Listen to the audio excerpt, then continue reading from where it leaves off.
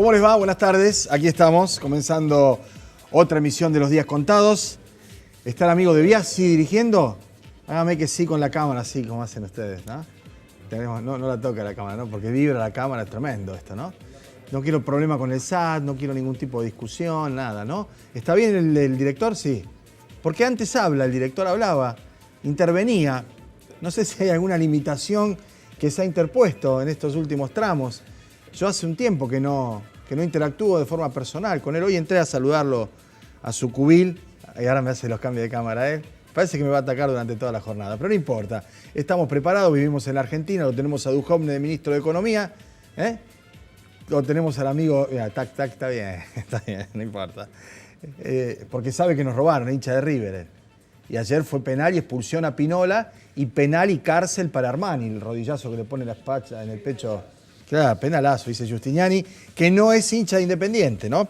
Bueno, usted dirá, ¿por qué están distendidos, tan contentos con lo que pasa? Y porque la verdad es que no se puede uno reconcentrar y estar permanentemente afligido, apenado con lo que ocurre. Por supuesto que tampoco puede estar haciendo o diciendo cualquier cosa, ¿no? Salvo que sea Federico Pinedo, nieto de próceres, a decirlo de algún modo, nieto de aquel Pinedo. Y recomiendo para el que por ahí no tiene demasiado hábito de lectura, no le interesa mucho ahondar en la historia argentina, una película, Asesinato en el Senado de la Nación, un gran film argentino de la época del nuevo cine argentino, allá por los albores de la democracia, en los 80, cuando retrata la vida de Lisandro de la Torre, ¿no? Y el crimen que comete Valdés Cora, que encarna Miguel Ángel Solá, muy buena actuación. De la Torre era Pepe Soriano. Yo he llegado a pensar que Pepe Soriano de la Torre de verdad, ¿no? Una interpretación extraordinaria. Y ahí está el debate de las carnes. Y ya el abuelo de Pinedo, que era ministro de los gobiernos fraudulentos y conservadores, no es fraudulento. Ganó elecciones con un balotaje en legítima elección, libres, amplias, sin proscripciones. Decía, ya el nieto, este es el nieto, el abuelo ya era un hombre que encarnaba intereses que evidentemente estaban relacionados con la oligarquía terrateniente. De casualidad tampoco es que Pinedo se casa con una patroncosta, ¿no? Quiero decir, la existencia determina la conciencia y en ese sentido, aquel Pinedo que discute con De la Torre y en un momento exaltado, un joven Pinedo, ministro, le dice cállese porque De la Torre estaba exponiendo todas las estulticias de los acuerdos, ¿no? Era lo de Roca Russima, el Tratado de las Carnes. En esa banca en el Senado estuvo sentado Giustiniani. Ahora cuando empecemos a charlar con él de estos temas vamos a hacer seguramente algún recuerdo de aquello. Porque De la Torre en un momento determinado hace esa serie de imputaciones y Pinedo, que era un ministro que iba a ser interpelado, le grita, cállese viejo impotente. Y De la Torre de sobrepique, como si le hubieran tirado un centro atrás, como es Coco ayer, dijo confesiones de su mujer. Y ahí se armó un desbande tremendo que terminó en la otra sesión con un disparo en el pecho de Enzo Bordavere y en el alma de la República, ¿no? Los crímenes políticos. Bueno, Pinedo, que es nieto de ese hombre, tiene esa formación en esa casa, en ese ámbito, y es lo que lo lleva a decir convencidamente, y esta es la diferencia que quiero marcar, ¿no? Con los que después llegaron y abrevaron en estas aguas de nuevos ricos, de oportunistas, de recién llegados, de gente que cree que efectivamente el dinero puede comprar todo, que miran por arriba del hombro y que sintetizan el éxito en la camioneta importada nueva o en el chico en vez de ir a la pública mandarlo a una de las escuelas caras que hay en la ciudad de Rosario o en Buenos Aires desde ya, ¿no? Esas que son bilingües o que tienen mucamas con cofia o que el living de la casa es más grande que todo el departamento de la división completa. Quiero decir, todos esos están en un momento determinado, acá o allá, ululando. En el caso de Pinedo es un hombre de una integridad ideológica que responde a sus ancestros. Entonces Pinedo dice, menos mal que el Fondo Monetario Internacional le dio esa plata a Macri, si no estaríamos todos muertos. Esto lo dijo Pinedo, está en la tapa de los diarios, algunos lo reflejan con mayor o menor crueldad en términos de ponerlo tal como lo dijo, porque si uno lo pone como lo dijo, no hay nada peor que una verdad. Y dijo esto, pero lo dice convencidamente, porque Pinedo pertenece a esas clases sociales, y es el tercero en la línea de sucesión, es el presidente pro tempore previsional del Senado, que efectivamente llevaban las vacas en los barcos cuando iban a Europa a pasar una temporada, o que tiraban manteca al techo. Esto de tirar manteca al techo es una escena real de los playboys argentinos, de esas familias que pedían copas de champán, cerraban boliches nocturnos en París de los años de la Belle Époque y jugaban a tirar la manteca al techo y a ver cuánto tiempo quedaba pegada hasta que se derretía y se caía. El que tiraba más manteca al techo era el que ganaba. Esta es la historia. Bueno, en esas reuniones, tertulias, encuentros se crió Pinedo, que dice, menos mal que Macri consiguió esa plata en el fondo, porque si no estaríamos todos muertos. En el mismo diario, uno repasa las informaciones y ve que la inflación del mes de septiembre fue del 7%. Y esa inflación del mes de septiembre de 7% se compone de una serie de productos y de ítems que no son los que aumentaron el 7%. Ahí hay que decir que la leche aumentó el 15%, hay que decir que el pan aumentó el 15%, que la yerba aumentó el 30%, que los fideos, de acuerdo a los cortes de carne, también aumentaron mucho más que eso. Y lo que tira para abajo y permite hacer el promedio son los relojes, las camisas, la corbata, la indumentaria, los somiers y algunas otras cosas. Ahora, es la peor inflación desde 1991. Es el peor número desde hace 27 años que se suma al del mes pasado y al anterior y al otro, y que va a hacer que cuando completemos el año, más allá de que los economistas estén pensando entre un 45, 46, 47, la inflación real, la del 70% de los argentinos que consumimos lo mismo, y hay otro 30% que además consumen otras cosas, puede alguna alternativamente entrar y salir de ese 30%, pero lo que el 70% consume está por arriba del 60% o el 70%. Este es el problema. No hay ninguna razón para sacar pecho como quiere hacer Sanderis porque el dólar ahora está en 39 y estuvo en 42. Habrá que ver quiénes vendieron a 42, compran ahora a 39, los meten a las tasas del 73% y aceitan las ruedas de la bicicleta. Este es el tema.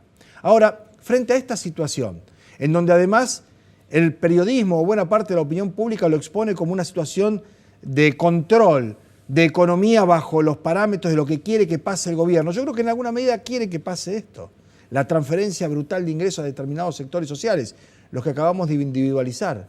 Pero claro, hay otros grupos componentes de este panorama, ¿no? No solo los Pinedo, los Blanco Villela, que es la familia presidencial por lado materno, sino los que recién llegaron, como decíamos antes, ¿no? ¿Cuánto tiempo dura eso? ¿Cuál es la verdadera sustancia de este programa económico?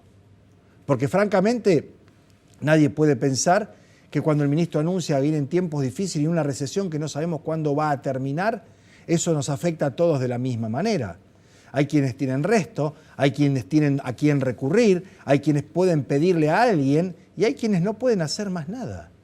Y en ese no poder hacer más nada, hay que empezar a contemplar la posibilidad de que los estados provinciales y municipales, fundamentalmente, como primer mostrador de los reclamos del pueblo, de los ciudadanos, estén en situaciones de extrema complejidad.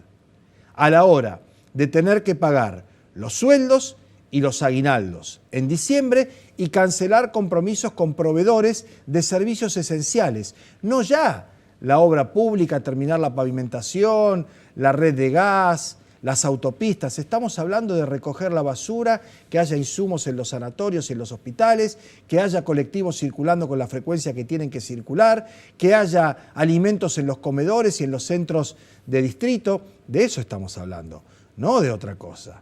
De eso estamos hablando. Por eso me parece que es saludable lo que pasó en las últimas horas en la ciudad de Rosario, y que yo creo que independientemente de que hay, por supuesto, legítimas aspiraciones, intereses particulares, candidaturas, aspiraciones propias, un grupo de diputados, senadores, senador no, porque no hay senadores, ex senadores a lo mejor, pero sí diputados provinciales, concejales, dirigentes, se juntaron y sacaron una foto que hoy está publicada en el diario La Capital y que si la máquina en algún momento se destilda sería, ¿no? Porque dice se tildó la computadora, la podemos mostrar. Si no, yo se las cuento. La verdad que en televisión contarle una foto parece absurdo, pero a veces pasan estas cosas, pero no nos desanimamos. Están allí representantes del peronismo, de Ciudad Futura, ahí está, bueno, muy bien. Las chicas todas pañuelo verde en sus manos, ahí uno puede reconocer, ¿no? Está la diputada Silvia Osburger, está Mercedes Meyer, está Karen Tepp, está Lucila Del Ponti, está Giuliani, está Norma López, está Celeste Leprati, están los muchachos allá atrás, Delfrade, Tonioli, el pastor Trasante, Roberto Zuckerman, disculpen por los que no reconozco, creo que Monteverde, también no veo bien yo desde aquí, pero son referentes de distintos sectores. Ahora pregunto, ¿no? Está buena esa foto. Se supone que se juntan ideas, que es bastante más difícil que juntar chequeras, que es lo que del otro lado rápidamente se consigue.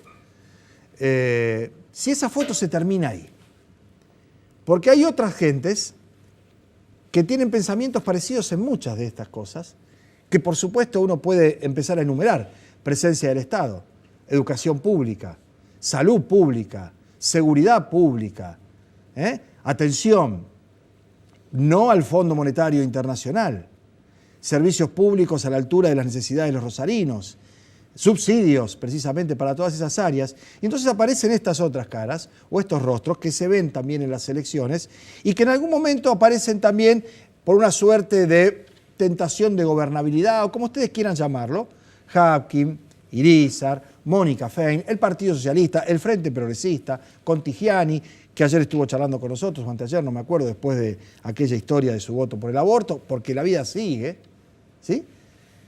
Él diría las dos, pero bueno, la vida sigue, es una la vida. Están también, nos preguntamos nosotros, si exentos de aquello. Y ahí lo vemos a Hermes Wiener, lo vemos a Lifshitz, lo vemos a Hapkin, a Fein, a Irízar, allá atrás está el Dopoy, está también Lichuseno, y otros dirigentes y otras personas. Y ustedes dicen, ¿es imposible ampliar una de estas dos fotos, juntarlas, mezclarlas? Con un Photoshop sí, pero no sirve el Photoshop. Acá lo que se trata es de pensar si efectivamente hay ideas y puntos básicos comunes para que la ciudad de Rosario siga teniendo lo que tiene y mejore lo que tiene, y no corra un riesgo de una derrota electoral un grupo o una facción que piensa en muchas cosas importantes casi del mismo modo. ¿Cuál es el tema que divide, que separa o que genera ese distanciamiento? Todos los que vimos en la foto, con sus pros y sus contras, y justo pro aparece acá, y sus contras, no tienen nada que ver con Pinedo. Nada que ver con Pinedo. Entre ellos sí tienen que ver. Lo que es difícil, como decíamos antes, es juntar esas ideas, es establecer puentes, es de poner actitudes personales, es postergar ambiciones partidarias, es tener un nivel de criterio y de razonabilidad de que todo no se puede, pero es peor la nada que el todo no se puede. Ahí está Pinedo, se destiló la computadora. Sin el préstamo que el presidente consiguió con el Fondo Monetario Internacional, estaríamos todos muertos. Y para los que no somos creyentes, que no hay nada más allá de esto que nos toca, ni mucho menos reencarnaciones, otro tipo de credos, la verdad que, permítame, senador Pinedo, decirle que no creo que esa fatalidad sea efectivamente así. La pausa, y cuando volvamos estamos hablando con Rubén Giustiniani, Vamos a conversar un rato de varias cosas. Vamos a empezar por esto, por supuesto, pero trajo datos nuevos que va a presentar mañana en la Cámara de Diputados relacionados con el consumo, la confianza, las perspectivas de aquí en adelante. Ya venimos.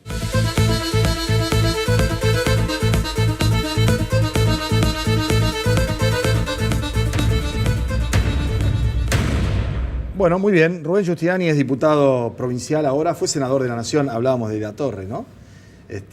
Y yo recomendaba la película porque la verdad que es muy ilustrativa y cuenta en alguna medida en distintas escenas la síntesis, hace la historia de la vida política argentina, ¿no? La otra contracara, Pablo, buenas sí. Primero y agradeciendo la invitación. Que una vez en un viaje estuvimos juntos en Londres. La mejor embajada de Argentina en el mundo es la casa que le regaló el gobierno inglés a la Argentina en la década del 30. Claro.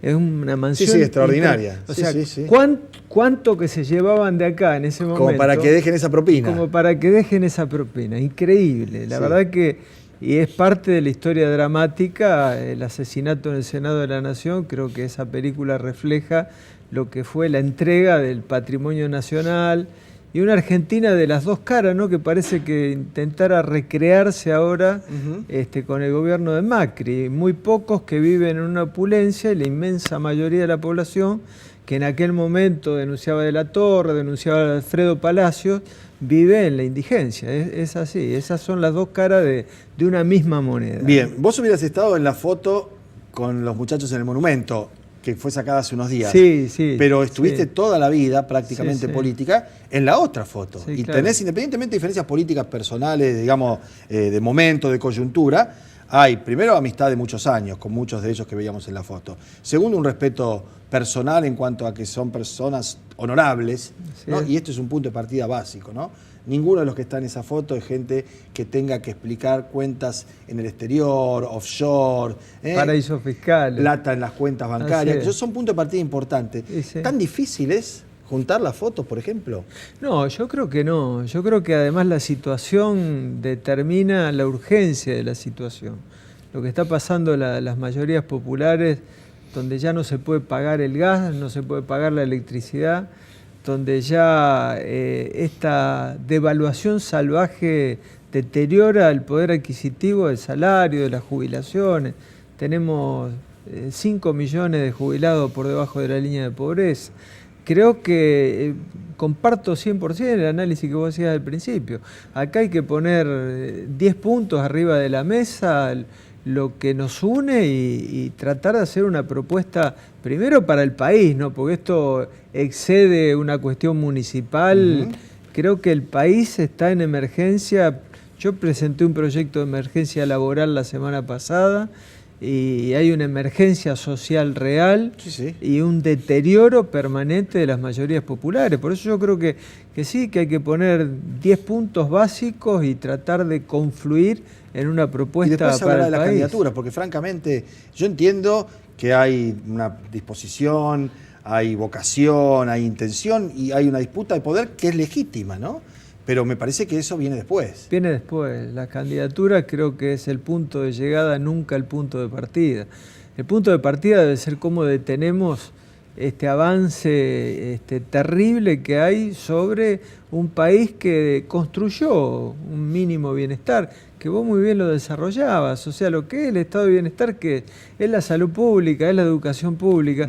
Creo que desde Santa Fe se podría haber hecho y dado un mensaje mucho más fuerte. Terminamos de aprobar una ley de educación, muy importante. Muy buena, educación común, laica, gratuita, obligatoria, que el presupuesto de todos los años vaya mejorando. Es decir, decirle al país que no es la perspectiva del ajuste permanente, que no es el deterioro del salario permanente, que no es el sufrimiento permanente, que además no tiene horizonte, porque los mismos funcionarios nacionales están diciendo que las cosas van a ser peor. Bueno, y eso se advierte. Ustedes hacen periódicamente un informe que vos vas a presentar mañana en la legislatura sobre el nivel de confianza de los consumidores, de los ciudadanos en definitiva, y en los gobernantes. Y lamentablemente el vector es descendente en casi todos los casos, digo desde el punto de vista de lo que uno compara con meses anteriores sobre la gestión, por ejemplo, del gobierno nacional y la situación económica en particular.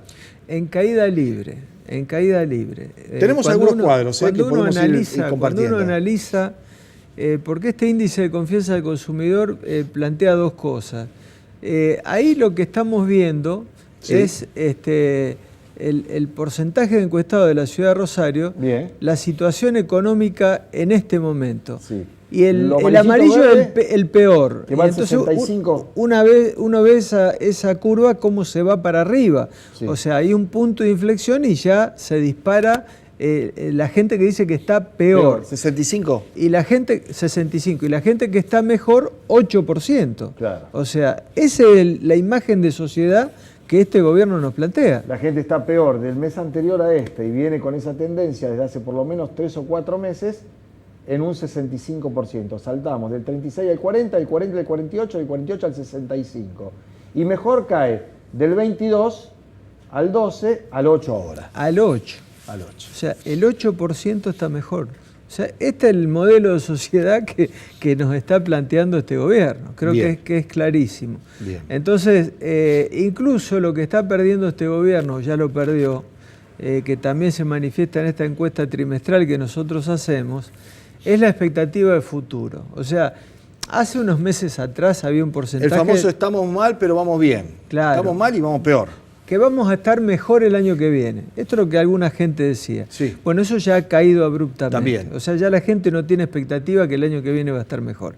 Ni que la situación del país va a estar mejor. Porque hace unos meses atrás te decía, bueno, yo hoy estoy mal, pero creo que la situación del país y mi situación personal va a estar mejor el año que viene. Eso tampoco ahora pasa. Es decir que hay una decepción de muchísima gente que incluso ya reconoce que lo votó a Macri y que hoy ya nunca más lo volvería a votar. Hay una coincidencia del índice de confianza del consumidor, su caída abrupta, con la caída de aprobación del gobierno nacional. Probablemente tengamos ese cuadro, si lo busca la producción, cómo eran los números de Macri hace unos meses y cómo son ahora. Ahí tenemos alguna cosa, ¿no? Aprobación del periodo entre marzo y septiembre. Presidente, en marzo tenía 52,9% de aprobación y ahora en septiembre tiene el 22,6%. 30 puntos cayó. Así es. Wow. Esa es la imagen buena. Esa es del 16, ¿no es cierto? Marzo del 16. Sí. Marzo del 16 a septiembre del 18, 30 puntos. Pero vamos a marzo del 18. Cayó 11 puntos. 11 puntos de marzo de este año. En este año cayó 11 puntos. Así es. Sí. Bueno, esto es la consecuencia de gobernar de esta manera. Claro. Sí, ahí está el desempeño, el 67%. Claro, 67,3%. Que no aprueba la manera. Encuestado en la ciudad de Rosario, se aprueba o no el desempeño Macri, el 67% dice que no sabe, no contesta el 10%, y el 22% dice que sí, lo que recién. A mí me parece, ¿no, Pablo, que la clave de esto también es dar una perspectiva a la sociedad en cuanto a que se puede gobernar distinto? Lo peor que nos puede pasar es decir, esto que se plantea del gobierno nacional... Es esto nada, es lo único que se puede. Claro, es la aceptación que, bueno, estamos mal, vamos a estar peor, pero decimos la verdad. Claro. Creo que esto es lo peor que nos puede pasar. Hay otra posibilidad distinta a esto, claramente, y eso es lo que hay que plantearse desde las fuerzas políticas. Muy bien, muchas gracias por venir. Vamos a estar atentos al informe periódico, porque todos los meses viene una de estas. Así es. Muchas gracias. Gracias. Hasta la próxima. Nos vamos a la pausa, nos encontramos ya para el cierre del programa, en un minuto nada más.